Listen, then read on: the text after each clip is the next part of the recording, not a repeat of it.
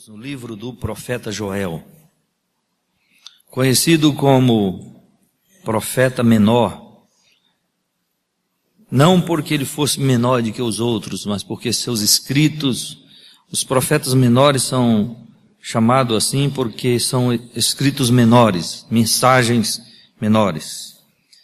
Livro do profeta Joel, capítulo 1.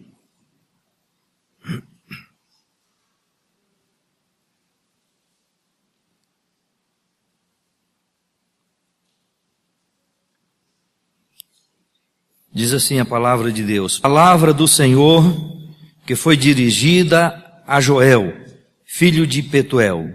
Ouvi isto, vós velhos, e escutai todos os habitantes da terra. Aconteceu isto em vossos dias? Ou nos dias de vossos pais? Narrai isto a vossos filhos, e vossos filhos o façam a seus filhos, e os filhos destes a outra geração. Vamos ler juntos o verso 4. O que deixou o gafanhoto cortador, comeu o gafanhoto migrador. O que deixou o migrador, comeu o gafanhoto devorador. O que deixou o devorador, comeu o gafanhoto destruidor. Ébrios, despertai-vos e chorai. Uivai, todos os que bebeis vinho por causa do mosto, porque está ele tirado da vossa boca. Porque veio um povo contra a minha terra, poderoso e inumerável. Seus dentes são dentes de leão, e ele tem os queixais de uma leoa. Fez de minha vide uma assolação, destroçou a minha figueira, tirou-lhe a casca que lançou por terra. Os seus sarmentos se fizeram brancos. Lamenta com a virgem que pelo marido da sua mocidade está cingida de pano de saco. Cortada está da casa do Senhor a oferta de manjares e a libação. Os sacerdotes, ministros do Senhor, estão enlutados. O campo está assolado e a terra de luto, porque o cereal está destruído, a vide se secou, as olivas se murcharam. Envergonhai-vos, lavradores, uivai, vinhateiros, sobre o trigo e sobre a cevada, porque pereceu a messe do campo.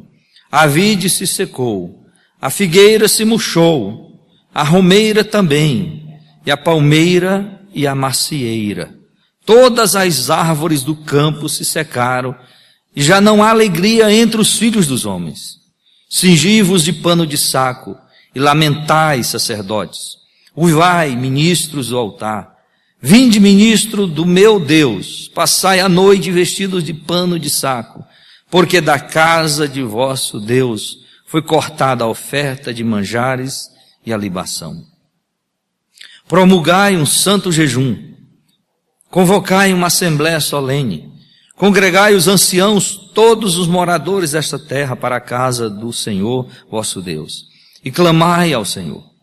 Ah, que dia!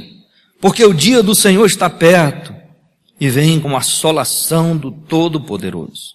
Acaso não está destruído o mantimento de diante dos vossos olhos? E da casa do nosso Deus a alegria e o regozijo? A semente mirrou debaixo dos seus torrões.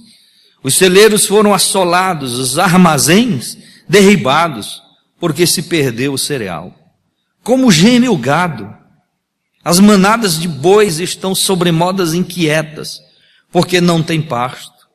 Também os rebanhos de ovelhas estão perecendo. A ti, ó Senhor, clamo, porque o fogo consumiu os pastos do deserto, e a chama abrasou todas as árvores do campo.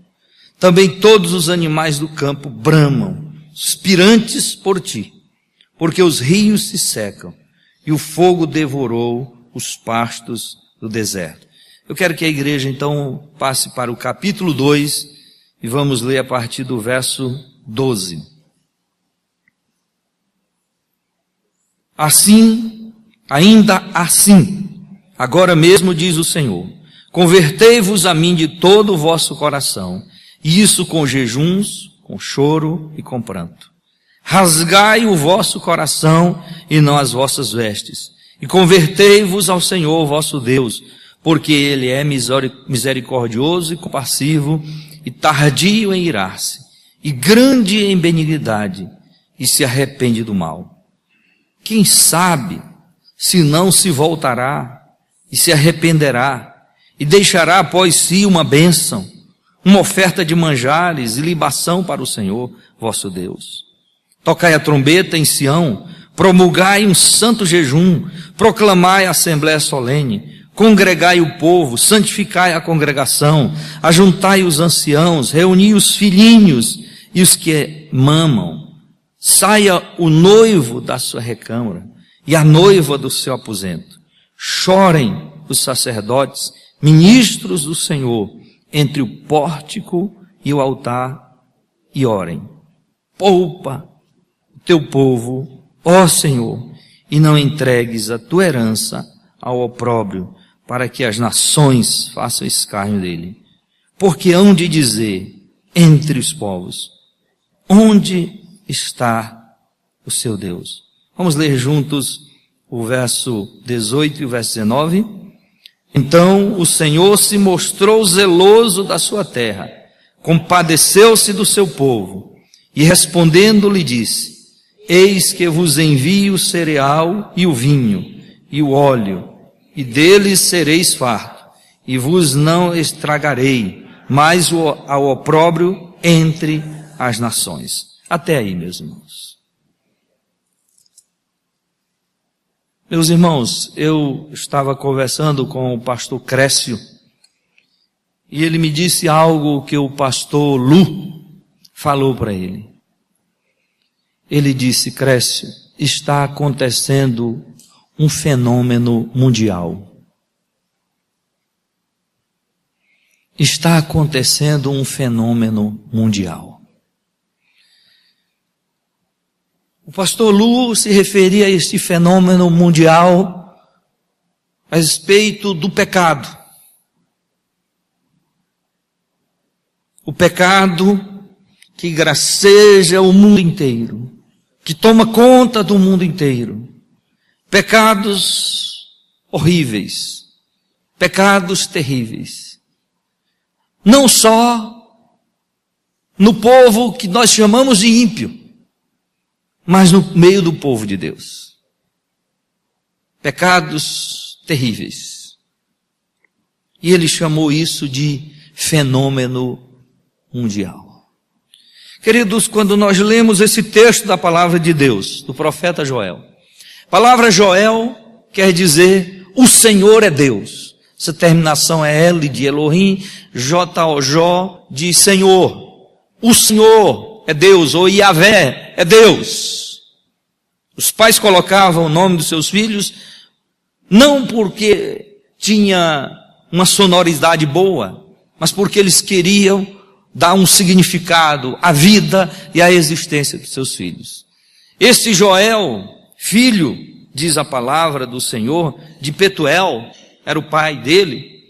Esse moço cresce, se torna profeta e traz uma mensagem de juízo ao povo de Judá.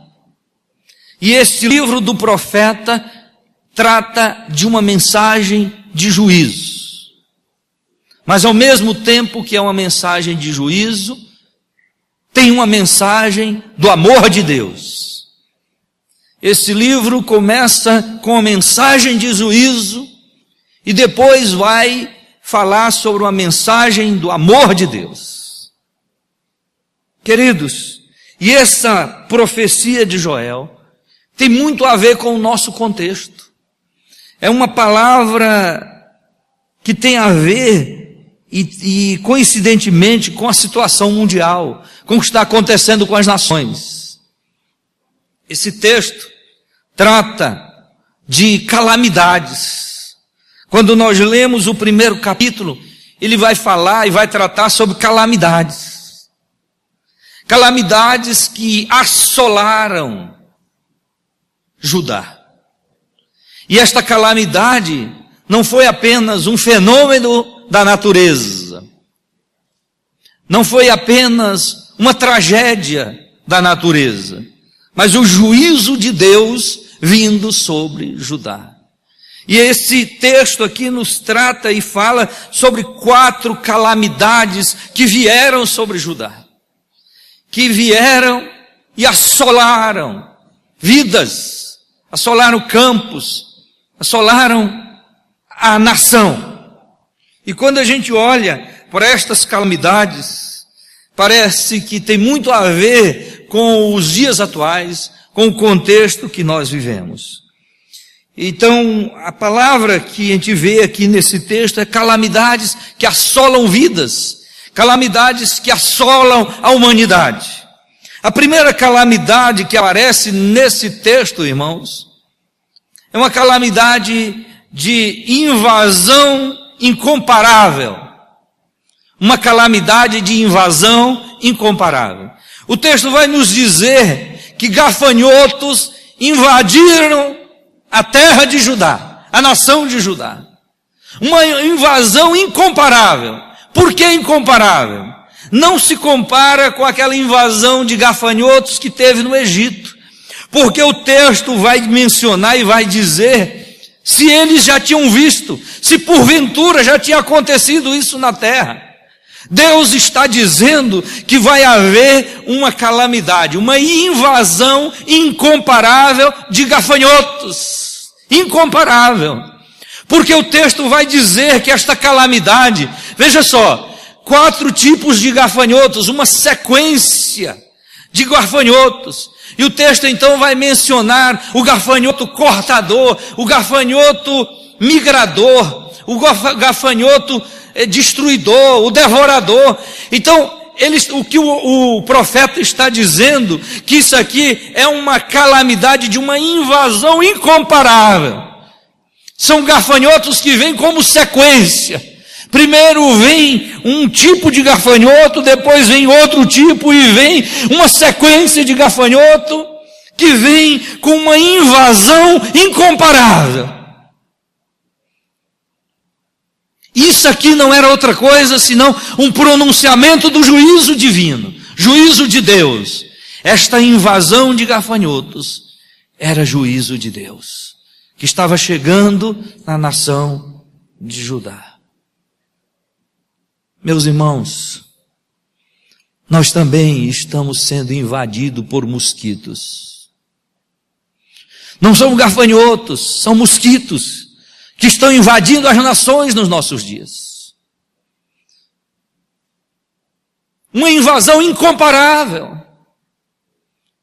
Esta semana estive num velório onde tivemos que sepultar uma pessoa que tinha diabetes e que contraiu chikungunya. E por conta disso, por causa da diabetes, a imunidade estava baixa e a pessoa faleceu. Tomamos conhecimento de uma outra pessoa que também faleceu, um senhor de idade que também morreu. Tomamos conhecimento de uma pessoa que estava infectada com dengue, chikungunya e com zika. As 3 em uma só pessoa. Está sendo divulgado que isso é uma calamidade mundial. As nações estão preocupadas. E parece que cada dia há uma resistência maior.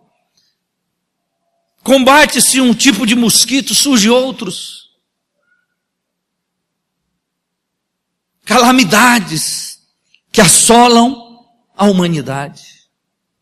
A palavra do Senhor diz que aqui foram os gafanhotos que vieram, que devoraram, que invadiram, que destroçaram, que destruíram. Gafanhotos. Nos nossos dias não são gafanhotos, são mosquitos. Há uma preocupação no Brasil.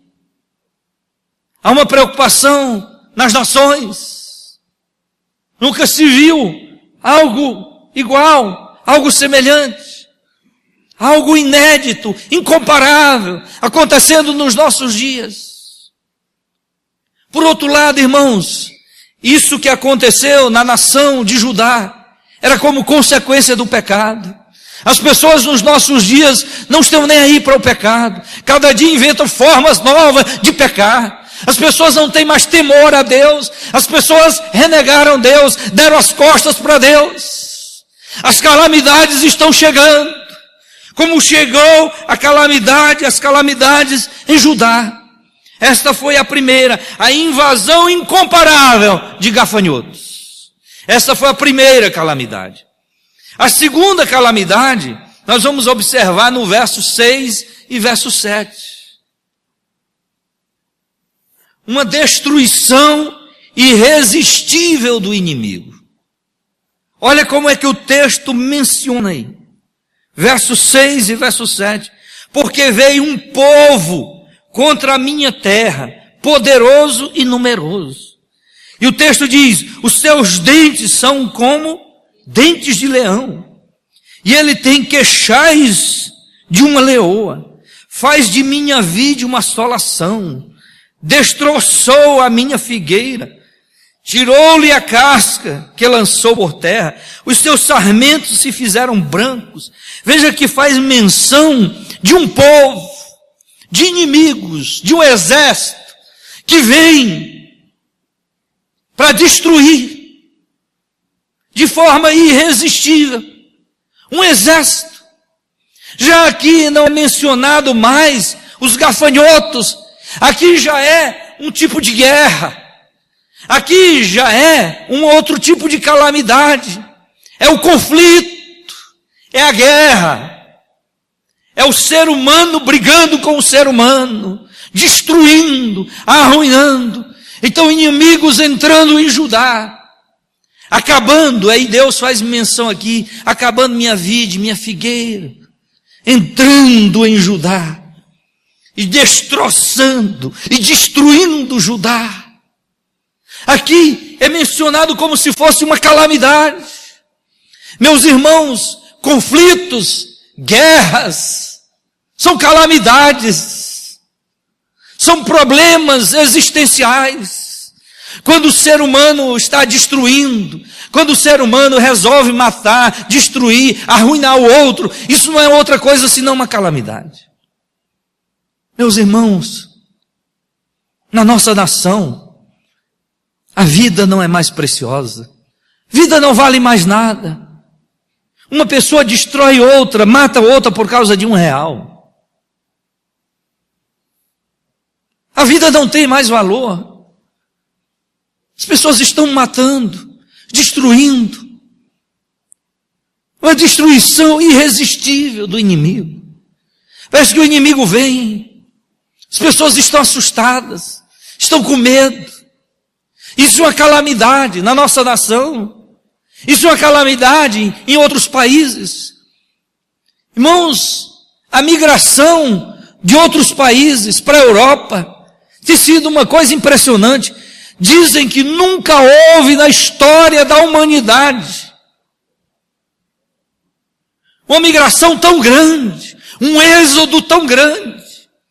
As pessoas fugindo dos seus países, com medo, com pavor das guerras, dos conflitos. O texto aqui diz que é um povo que vem como que se tivesse dente de leões.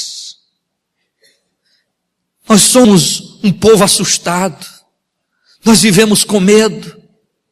Impressionante que uma pessoa aqui, uma jovem da nossa igreja, estava chegando em casa e passou duas pessoas de moto. Ela, quando viu, ficou tão assustada e pensou que ia ser assaltada, que ela pegou o celular e jogou pela brecha da porta, jogou. Eles passaram, ninguém sabe se era assalto, mas ela tentando livrar o seu pertence, e parece que algo mais que jogou lá, quebrou até o celular. Mas é o medo, a gente fica com medo de motoqueiros, a gente está com medo, um motoqueiro passa, vem dois numa moto, será que é assaltante? A gente olha para as pessoas, parece que são leões, são feras, são bichos que se aproximam de nós. Isso é uma calamidade, meus queridos. Estamos assustados. A nação brasileira está assustada. Nós estamos em pavor, estamos aterrorizados com tanta violência. São inimigos que vêm de forma irresistível. Nós estamos numa nação com medo. Já ouvi várias pessoas dizendo que estão com vontade de sair do Brasil, querendo morar fora. Estivemos na casa do pastor Edson Dantas, fizemos uma visita a ele, e o pastor Edson Dantas disse que está com vontade de ir embora do Brasil. O que está nos assustando? A injustiça do nosso país, a violência do nosso país. Isso são calamidades, a injustiça é terrível. Nós olhamos para o nosso país e dizemos, não tem mais jeito. Uma calamidade. Como se não bastasse as epidemias que vêm como calamidade. Ainda tem o ser humano que se tornou uma calamidade. Na nossa nação. Estamos em pavor. Estamos com medo. Isso não é só no Brasil. São calamidades que estão assolando a humanidade. Esta é uma segunda calamidade que o texto nos apresenta. Terceira calamidade que o texto nos apresenta está no verso 10. A assolação indescritível da seca. O texto aqui vai falar da seca. A chuva não vinha. A chuva parou. A chuva cessou. Veja que coisa. A primeira assolação é a invasão incomparável de gafanhotos. A segunda calamidade, a destruição irresistível de inimigos. E a terceira é a assolação indescritível da seca. Não estava chovendo em Judá. E o texto vai dizer que eles plantavam e não davam, e não conseguiam colher. E quando nascia xoxo, não era bom. E o texto vai mencionar que os celeiros estavam sendo destruídos, porque celeiro se tornou inútil. Não valia mais a pena ter celeiro. A seca. Irmãos, nesses últimos tempos a gente tem visto calamidades. Lugares que não chovem. E um anseio pela chuva. As barragens que secaram. Nunca tinham ouvido falar numa seca tão grande como houve no sul, no sudeste, em São Paulo, as barragens secas. Pareciam os nordestinos do sertão. Pessoas andando quilômetros atrás de água. Nunca se vendeu tanta caixa d'água em São Paulo. A seca. A chuva cessou, a chuva parou. Uma calamidade. A água se tornou um bem precioso. A minha cidade, em Crateús, tem 2 barragens. As 2 estão secas. Esse tempo começou a chover, mas ainda não tem água. Aí fizeram uma adutora numa cidade chamada Novo Oriente. Aí a barragem secou de lá. Aí eram 3 barragens secas. Tiveram que fazer uma barragem, trazer água de uma barragem distante, de Araras, para suprir aquela cidade. Uma cidade com quase 200 mil habitantes. Sem água. Seca. Falta d'água. E o que acontece quando não tem chuva? O que acontece quando não chove? Tudo fica caro. Não é assim? Tudo fica caro. A fruta fica cara. A verdura fica cara. Tudo fica caro. O custo de vida aumenta. E a gente fica olhando. Parece que o dinheiro não vale mais nada. E assim, na época, aqui em Israel, era esta outra calamidade, a falta d'água, a falta de chuva, não estava chovendo, secando tudo. Quando nós conferimos aí o versículo 10, irmãos, podem olhar aí para o versículo 10, diz assim: o campo está assolado e a terra de luto, porque o cereal está destruído, a vide se secou, as olivas se murcharam. Envergonhai-vos, lavradores, uivai, vinhateiros, sobre o trigo e sobre a cevada, porque pereceu a messe do campo. Sem água, meus irmãos, tudo seca, tudo murcha, não há frutos. Esta era outra calamidade que estava chegando, que chegou como juízo em Judá.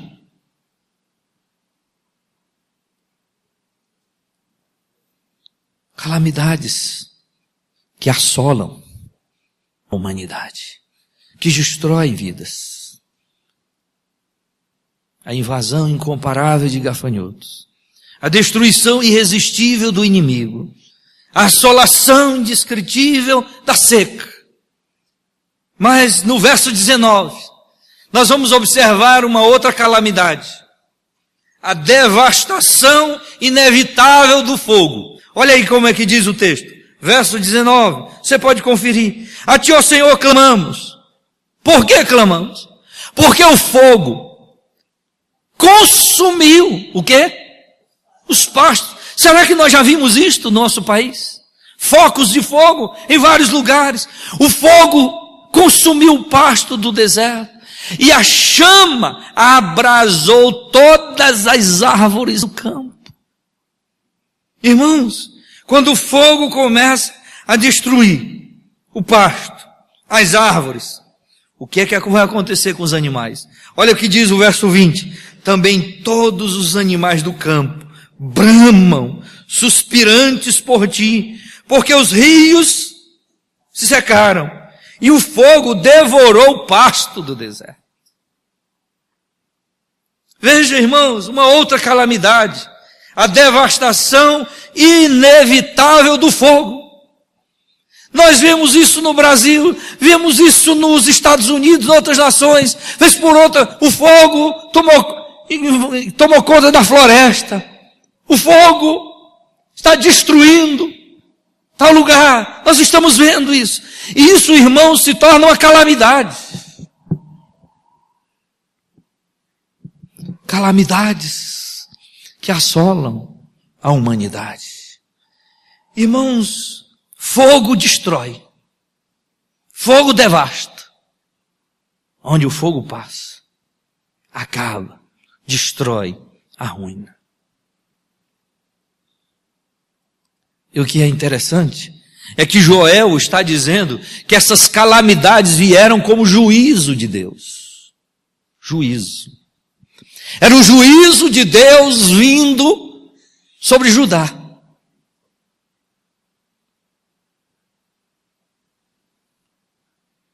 Irmãos, quando nós olhamos para esta palavra, claramente nós percebemos que o juízo de Deus chegou ao mundo. Nós estamos debaixo do juízo de Deus. E por que este juízo veio? Porque o juízo veio. Irmãos, quando nós olhamos este juízo chegando, observe comigo o que está escrito no verso 5.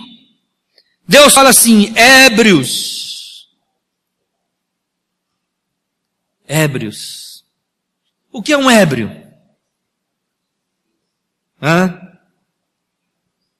Gente que bebe.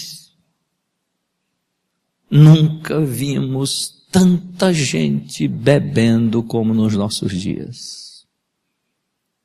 As pessoas estão bebendo. E é impressionante, irmãos, as pessoas... Deus fala aqui no texto, ébrios. Gente que bebe.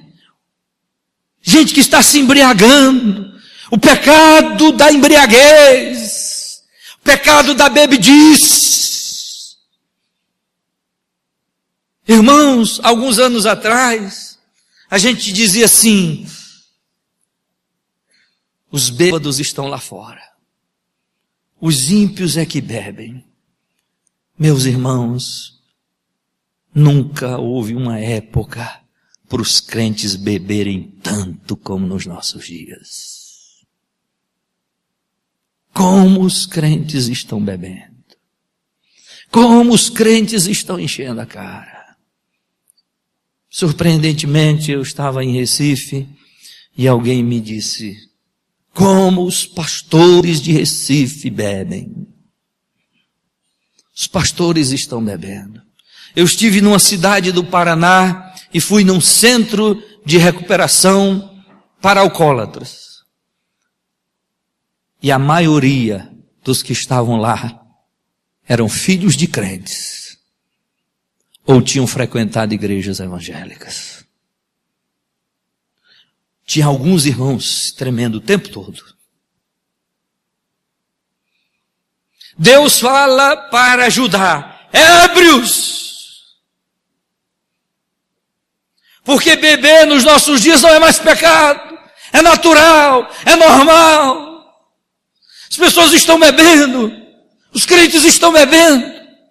Antigamente, os homens bebiam, hoje as mulheres estão bebendo. E eu ouvi na televisão dizendo que as mulheres estão bebendo mais que os homens.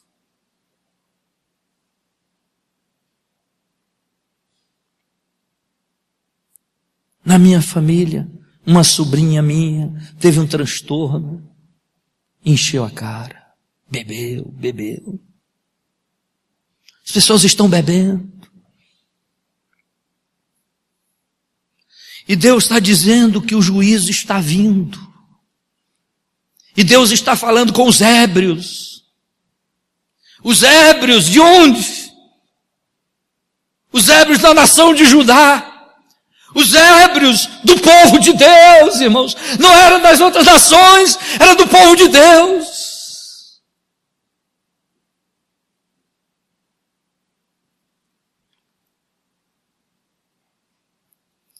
Mas hoje tudo é tão normal. Hoje tudo é tão natural que as pessoas estão se embriagando. O juízo estava vindo porque o próprio povo de Deus estava na bebedice. Os ébrios. Olhe comigo no texto. É o juízo que vem. O verso 5 diz: ébrios, despertai-vos e chorai. Uivai todos os que bebeis vinho por causa do mosto. Porque está ele tirado da vossa boca. O Senhor está dizendo: ébrios, vou tirar da boca de vocês a bebida. Vocês não terão mais bebida. Porque no momento que as calamidades vieram, não tinha mais uva para produzir vinho, não tinha mais cevada para produzir cerveja, não tinha mais como produzir álcool, não tinha mais como produzir bebida, e Deus está dizendo: vou tirar a bebida da boca de vocês. É o juízo de Deus que estava vindo por causa do pecado. E aí primeiro Deus fala com quem? Com os ébrios. Agora veja comigo, queridos, o que é que diz o versículo 8. O que é que diz o verso 8? Lamenta com a virgem que, pelo marido da mocidade, está cingida de pano de saco. A morte. É a morte. Lamenta com a virgem que, pelo marido da sua mocidade, está cingida de pano de saco. Antes mesmo de se casar, já ficou viúva. Por causa do pecado. É o pecado que está chegando. É o pecado, meus irmãos, que atinge. Então o povo de Deus, a Bíblia diz, mas o povo de Deus sem recato, sem vida moral. E aí o juízo de Deus vai chegando. Vai chegando. É o juízo de Deus que chega nos jovens. São jovens que estão sofrendo as consequências dos seus pecados. Porque parece que pode tudo. O jovem pode tudo. Queridos, olha, pouca coisa me escandaliza. Mas hoje minha esposa me mostrou um vídeo de uma igreja evangélica, onde eles estão pulando o carnaval dentro da igreja. E a banda que estava tocando lá chamava-se Bonde do Senhor. Bonde do Senhor. Irmãos, e se você visse, se você observasse a letra da música, não tem outra coisa senão tira o pé do chão, levanta a mão, tira o pé do chão, e na música a ênfase, forte, forte, forte, forte, forte, o tempo todo não tem nada. E eu achei impressionante, o bonde do Senhor. Irmãos, uma apelação.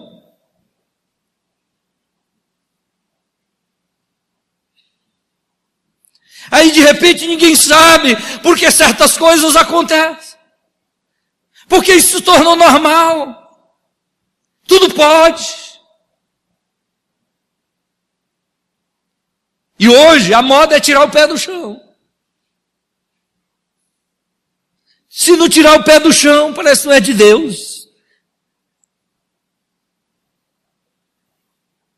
Irmãos, a gente tem que botar o pé no chão. Tem que firmar o pé no chão, senão a gente cai. As músicas, meus irmãos, não tem mais letras. Aí nem a música evangélica, nem a música aí. Nesse período, qual é a música que faz sucesso? A música que faz sucesso agora é a da metralhadora. Vocês já ouviram? É da metralhadora. Quando não, é da muriçoca. Terrível. Essas são as músicas que estão fazendo sucesso, que está fazendo o povo tirar o pé do chão. E estas são as músicas. Irmãos, às vezes é insuportável. Às vezes a gente está na praia e aí escuta aquele negócio o tempo todo. E você vai ouvindo aquilo de tal maneira que daqui a pouco você está repetindo aquilo. Soca, soca. Aí você chega em casa e está com aquele... E aí está tanto na cabeça da gente que daqui a pouco você está cantando. É verdade. De tanto repetir. E aí, por outro lado, a gente vai vendo os jovens sendo dizimados. É o pecado, meus irmãos. Aí o texto vai dizer que a virgem está lamentando e chorando. Por quê? Porque o marido, aquele que estava prometido a ela, morreu. E não é assim. Os jovens estão sendo dizimados. É o pecado, tudo é normal, tudo é natural. E a coisa impressionante é que isso está entrando no nosso meio, na igreja evangélica. Olha, irmãos, para a gente ter música boa hoje no nosso meio, a gente tem que procurar. As músicas ruins estão entrando no nosso meio. E aí Deus está falando isso. Agora, o texto que fala para os ébrios é o texto que fala também para os jovens, para a virgem, para o jovem. É esse, o texto está falando isso. Mas veja o que diz o verso 9. Verso 9 diz, cortada está da casa do Senhor, o quê? A oferta de manjares e a libação. Os sacerdotes, ministros do Senhor estão o quê? Enlutados. O texto está dizendo que na casa de Deus, no templo, Não tem mais oferta, nem de manjares, nem de libação. A oferta de manjares, meus irmãos, era a oferta de homenagem a Deus. E a libação era a oferta que era derramada no chão, a água que era derramada no chão, como honra a Deus. O que é que Deus está dizendo? É que na casa dele, o povo não está, os ministros, os sacerdotes, a liderança, não homenageia mais Deus, nem honra mais a Deus. E Deus tem isso como pecado. Deus está dizendo, estas calamidades estão vindo, porque os ministros, os líderes estão em pecado, eles já não honram mais a Deus, eles já não homenageiam mais a Deus. Meus irmãos, nós estamos vivendo numa luta muito grande. Porque os ministros que nós estamos vendo na televisão não honram mais a Deus. Eles honram a si mesmos. Irmãos, aí eles, nem o título pastor não é mais o suficiente. O nome pastor não dá ibope, tem que ser um nome a mais, aí tem que ser o bispo, tem que ser apóstolo. E tem um agora que ele é chamado de patriarca. É o patriarca. Eles estão procurando novos nomes. Eles não têm intenção de homenagear a Deus, nem honrar a Deus. Não há mais manjares, nem libação. Eles estão preocupados em autoprojeção, em tornar o seu nome célebre. Estão preocupados em prosperar. Essa é a preocupação. E Deus está falando aqui. Os ministros, os sacerdotes estão enlutados. Morreram. Não há mais culto. As pessoas vão para as igrejas, não é mais para aprender sobre Deus, não é mais para louvar a Deus, para glorificar a Deus, é para se dar bem na vida, para prosperar.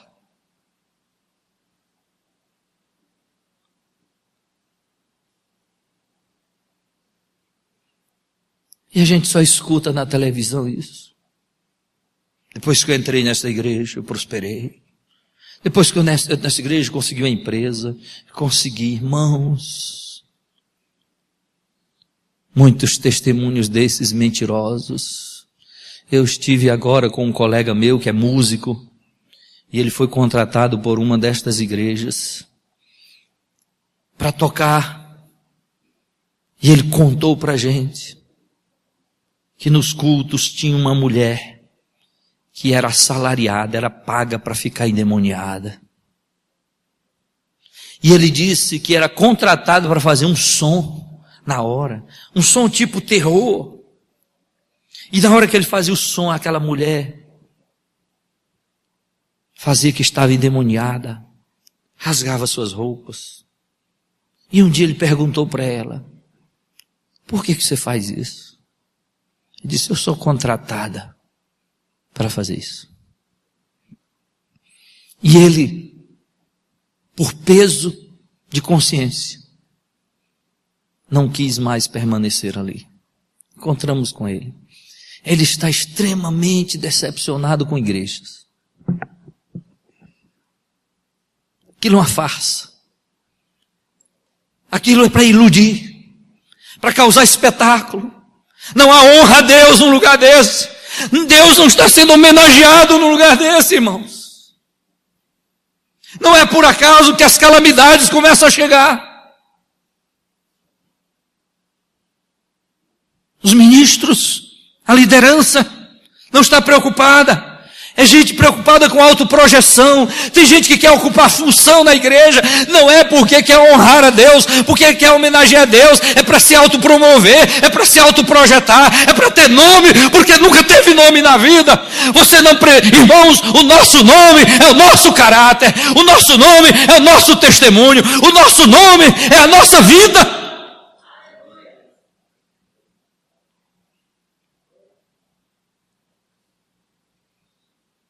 E o texto fala disso. Fala dos ébrios, fala dos jovens. O texto fala dos ministros, mas o texto também fala dos lavradores. Verso 11 vai falar dos lavradores, aqueles que cultivam a terra. Envergonhai-vos, lavradores. Uivai, vinhateiros, sobre o trigo e sobre a cevada, porque pereceu a messe do campo. A vide secou, a figueira se murchou, a romeira também, e a palmeira, e a macieira, todas as árvores do campo se secaram. Já não há alegria entre os filhos dos homens. Os lavradores. Os lavradores estão sofrendo. Os lavradores estão decepcionados. Problema sério. E Deus está falando com os lavradores também. O homem do campo. O homem do campo que está frustrado. Mas o que é que o homem do campo faz? Muitas vezes o homem do campo, em vez de esperar em Deus e apelar para Deus, ele apela para outras entidades, apela para ídolos, não depende mais do Senhor. Há uma frustração aqui. Os lavradores, gente que cultiva a terra. Aí a gente faz lembrar dos nossos sertanejos. A seca vem. Aí eles, em vez de clamarem a Deus, de buscarem ao Senhor, vão fazendo romarias, apelando para outras coisas, e nada dá certo. Acreditando em crendices e superstições. Aí ficam frustrados. Calamidades que vieram ajudar como juízo de Deus.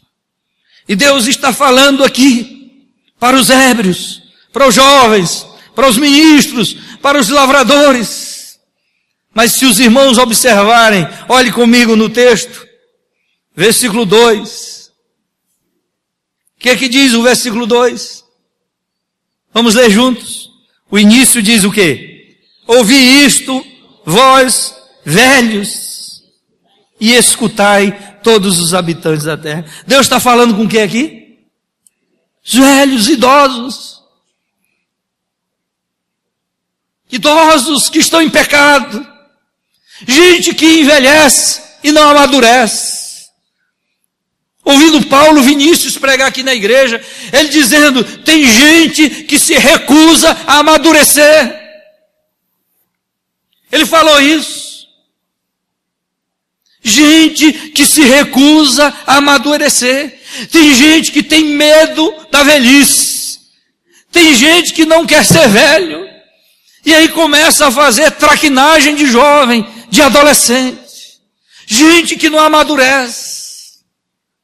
E aí quer viver uma vida de adolescente sendo idoso.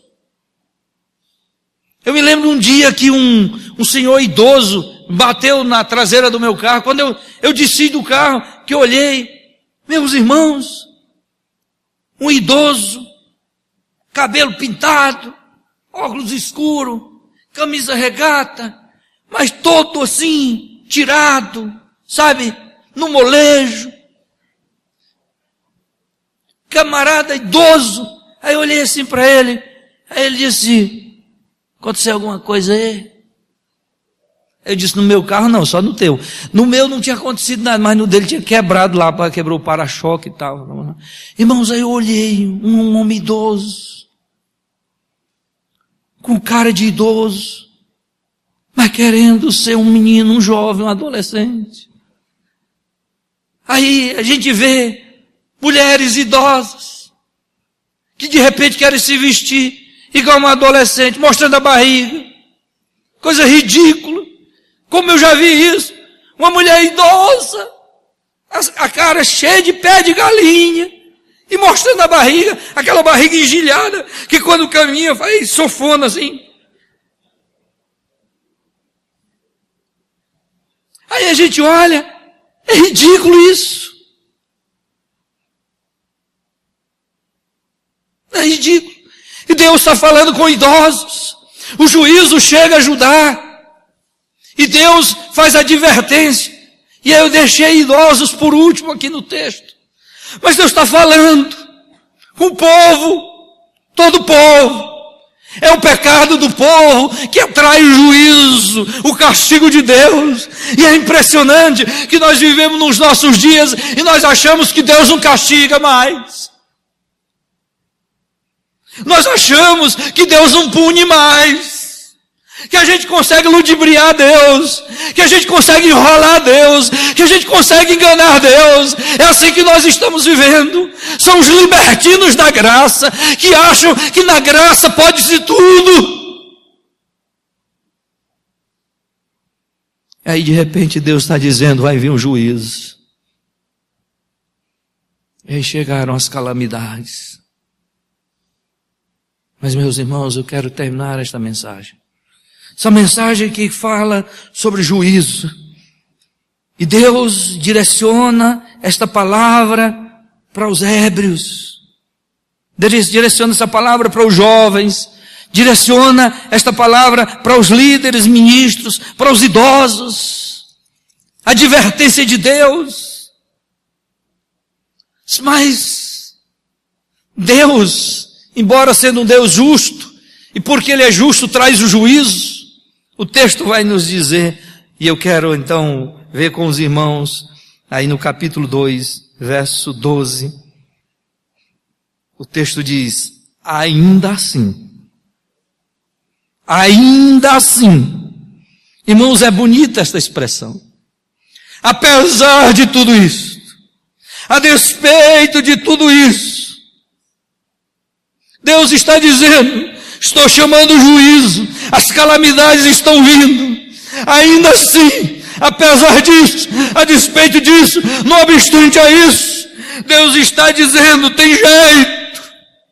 E Deus então vai falar, nesse texto, que mesmo Ele trazendo as calamidades, Ele apela a uma consternação, Ele apela a um arrependimento, e o texto diz, ainda assim agora mesmo, diz o Senhor, Ele diz, convertei-vos a mim de todo o vosso coração. Deus está dizendo, ainda assim, eu posso evitar que isso aconteça, eu quero que vocês se convertam de todo o coração. O texto diz, e isso com jejuns, com choro e em pranto, rasgai o vosso coração e não as vossas vestes, e convertei-vos ao Senhor vosso Deus. Deus está dizendo, eu quero a consternação de vocês, eu quero que vocês se arrependam, eu quero que vocês mudem de atitude. Deus está falando para a nação de Judá, para que haja uma conversão, para que haja uma mudança. E Deus aqui diz, olha, eu quero que os sacerdotes convoquem a congregação, ajunte o povo, traga os velhos, tragam os jovens, tragam os casados, tragam os filhos, tragam aqueles que mamam, congregai-vos. Eu quero que vocês venham. Sabe por que o texto está dizendo? Há 3 atributos que o texto diz, que é possível mudar uma situação. Primeiro, porque o texto diz que Deus é misericordioso. Irmãos, Deus é um ser misericordioso, que põe o coração no miserável. Ainda assim, apesar disto, Deus está dizendo, eu sou misericordioso. Mas o texto ainda diz que Deus, além de ser misericordioso, Ele é compassivo, compaixão. Compaixão quer dizer sentir a dor do outro. Sentir a dor que é do outro.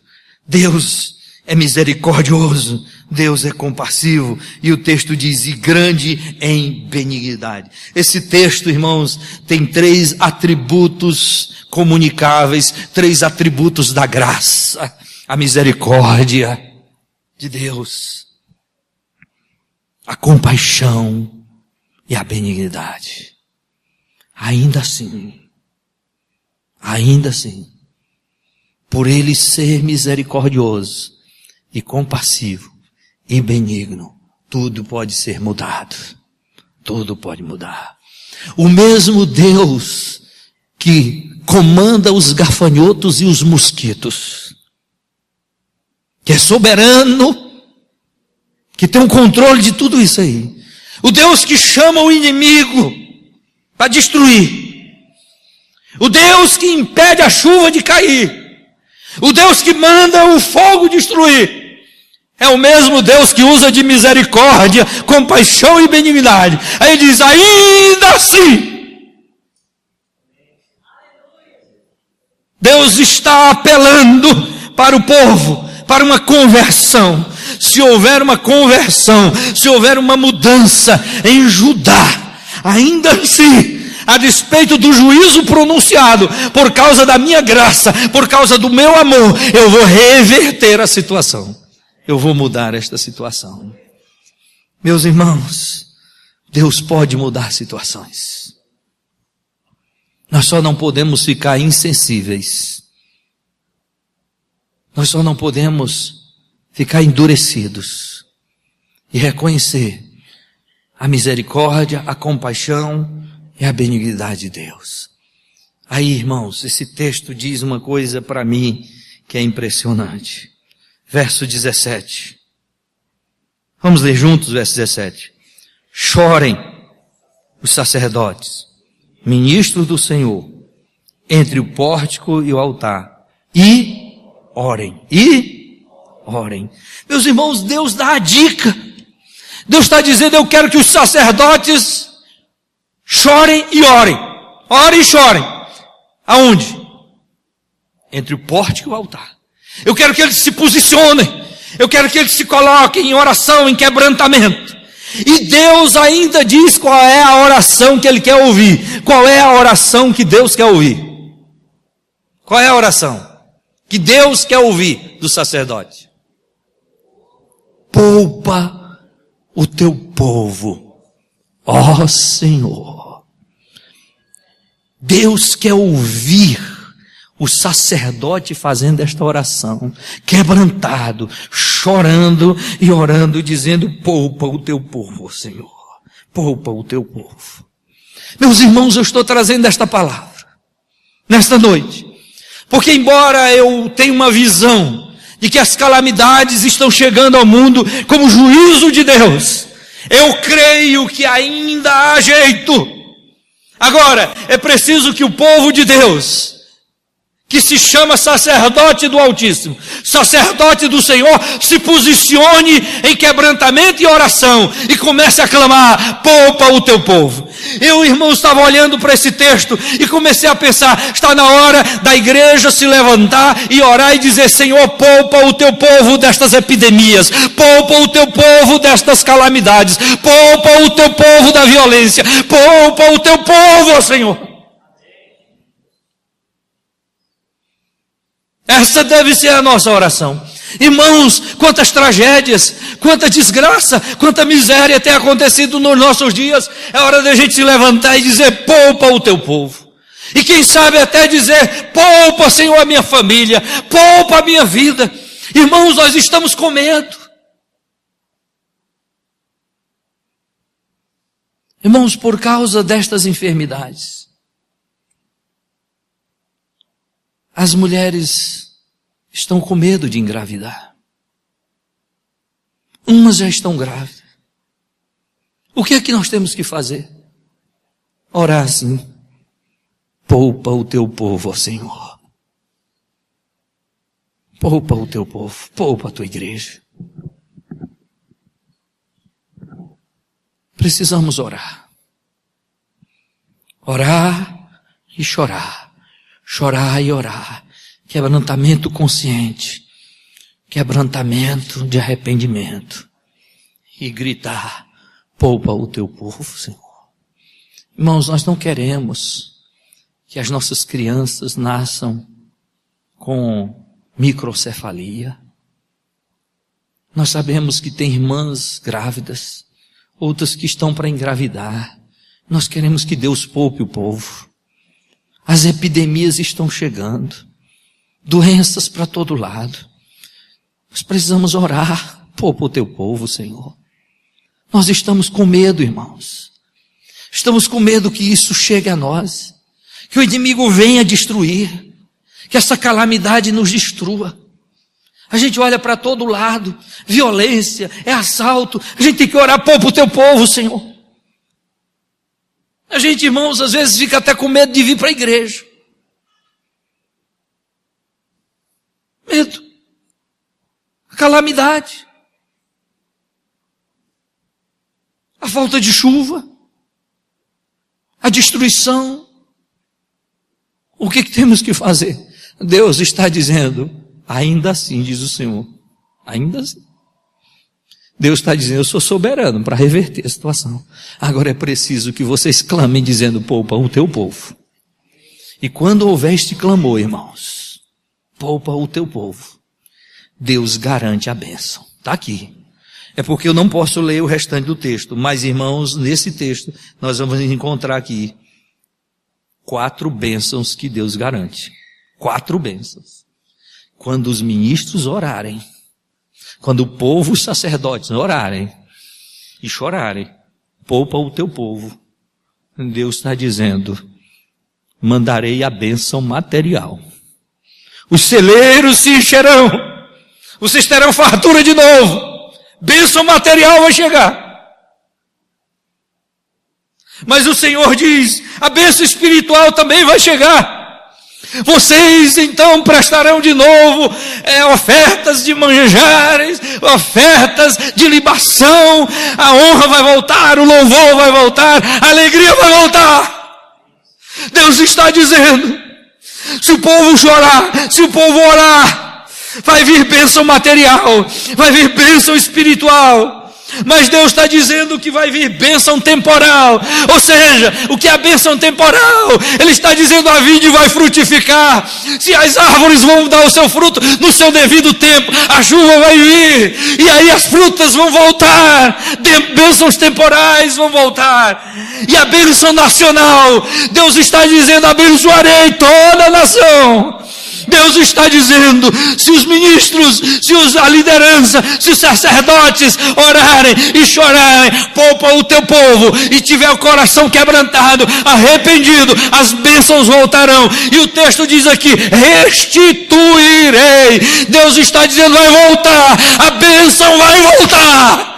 Então está na hora do povo gritar e clamar a Deus e dizer: misericórdia, Deus, compaixão, Senhor, benignidade seja para nós, ó Deus. Senhor, lembra-te de nós. É hora de voltarmos para Deus, e Deus vai se lembrar de nós, e as bênçãos vão retornar. Ele diz: restituirei. Deus está dizendo que o mesmo Deus que manda o devorador destruir é o mesmo Deus que faz tudo brotar de novo. Vamos ficar em pé, meus irmãos. A oração era: poupa o teu povo, ó Senhor. Irmãos, o fato, eu não tenho como dizer para os irmãos que isso não é realidade. As calamidades estão aí, ou não estão? Você está vendo as calamidades? As calamidades estão no mundo, irmãos. O mundo está cheio de calamidades por causa do pecado. Mas nós cremos no Deus misericordioso, compassivo e benigno, que pode mudar essa história.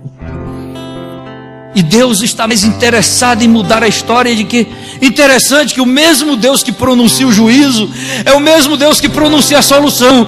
Ele diz: olha, se vocês se converterem, se voltarem para mim, Deus está dizendo: eu sou misericordioso, eu sou compassivo, eu sou benigno. É só vocês clamarem e mudarem, e a bênção vai voltar. Amém, queridos? Qual era a oração? Poupa o teu povo. Olhe para cá. Quando eu me converti a Cristo, a irmã Domingas me ensinou esta oração. Assim que eu me converti, ela disse: Erivaldo, a gente peca, a gente erra, a gente falha, mas a gente tem que pedir para Deus nos poupar. Irmãos, anos que eu faço esta oração, eu digo: Senhor, poupa minha família, poupa minha vida. Eu tenho orado a Deus. Precisamos orar, aprender esta oração. Você olha para os seus filhos e diz: Senhor, poupa os meus filhos deste mundo terrível e cruel. Poupa a tua igreja. Poupa a tua igreja, Senhor. Poupa as famílias. As famílias estão sendo destruídas. É na hora da gente orar como ministros do Senhor, entre o pórtico e o altar. Dizer: Senhor, poupa o teu povo. E não nos entrega, Senhor, ao opróbrio. A palavra opróbrio quer dizer desonra. Para que as nações não digam: onde está o Deus deles? Aí as nações, irmãos, sabe o que acontece? Alguém vai dizer: não, o que acontece lá fora acontece aqui dentro. Mas a Bíblia diz que quando houve as pragas no Egito, Deus fez distinção entre o povo do Egito e o seu povo. E Deus pode fazer distinção entre os ímpios e o seu povo. Se o seu povo se voltar para Deus, se esse povo que se chama pelo meu nome se humilhar e orar e me buscar e se converter dos maus caminhos, o Senhor disse: eu ouvirei dos céus, perdoarei os seus pecados e sararei a sua terra. Estarão abertos meus olhos e atentos meus ouvidos à oração que se fizer neste lugar. Vamos clamar nessa noite dizendo: Senhor, poupa o teu povo. Você pode levantar suas mãos para os céus. É tanta calamidade, é tanta desgraça, é tanta destruição, é tanta desolação, é tanta assolação. Nós precisamos orar, irmãos, e pedir que Deus poupe o seu povo, poupe a sua igreja. Ore nesta noite, clamando ao Senhor de mãos erguidas. Levante a sua voz e diga: Senhor, poupa a minha família, poupa-me, ó Senhor, dos escândalos. Poupa o teu povo, Senhor. Toda a igreja orando, levanta a sua voz e clame ao Senhor. Vamos orar juntos. Senhor,